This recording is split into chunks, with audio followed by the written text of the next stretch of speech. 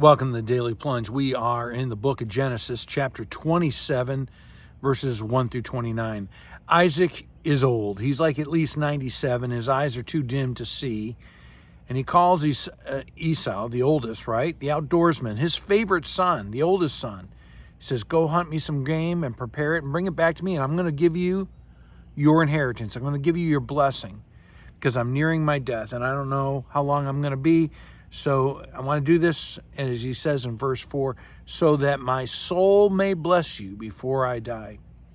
So off Esau goes. Well, Rebekah is listening, and she brings in her favorite son, Jacob the heel snatcher, and she plans, and she tells Jacob, your father plans to bless Esau in the presence of the Lord before he dies, but that blessing belongs to you. Now remember, Rebekah heard the prophecy from the Lord back in Genesis 25, verse 23, that this blessing was going to belong to the younger one. So she says, go get 2 young goats, and I'll prepare a savory dish that he loves. This is what she says. And he goes, well, what am I supposed to do? And I go in there. I'm not a hairy man. And, he's going to find out. And he says, Jacob literally says this, then I will be a deceiver in his sight and bring a curse upon myself. So there it is. He recognizes he's deceiving his dad and that there's a curse that's going to come upon him with this. And mommy dearest says, may your curse be on me, and she says this and she says, just obey me, do what I say. So she makes the meal. She dresses Jacob in Esau's clothes. She puts the young goat skin on his arm and on the back of his neck. And she's the one who sends him in. She is leading and orchestrating all of this. And Jacob goes in and he's like, hey, Dad. And Isaac responds, who are you? And he says, well, it's Esau. Well, how'd you get back so soon? And then Esau brings the Lord into this. He says, well, he lies, right? Oh, the Lord caused it to happen. And Isaac's not sure. He's blind, but he's not dumb.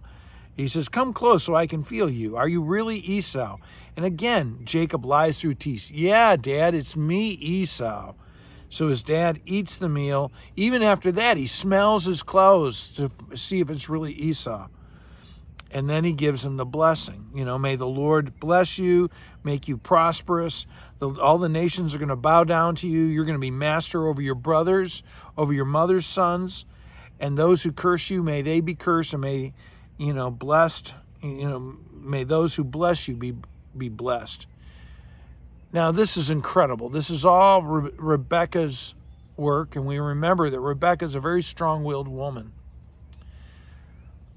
And this is dysfunctional deception at its peak, right?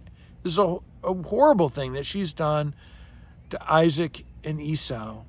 And yet, this is the work of God. God wanted Jacob to have this blessing. And God is the one who is overturning the right order, I don't know how I say the right order, but the typical order of the oldest getting the blessing, and to give it to the younger, to give it to, of all people, the heel snatcher, the conniver, Jacob. But this is God's work to overturn what the world thinks it's supposed to be. And Rebekah is doing the Lord's work in the midst of this. And that really makes us struggle. Does God sometimes, what we think is supposed to be, is it not going to be the way it is? That's certainly the way it is in the cross. That's not the way we thought it was going to go down. Well, hey, thanks, friends. If you like the Daily Plunge, please like it, subscribe, and share it with others. Have a blessed day.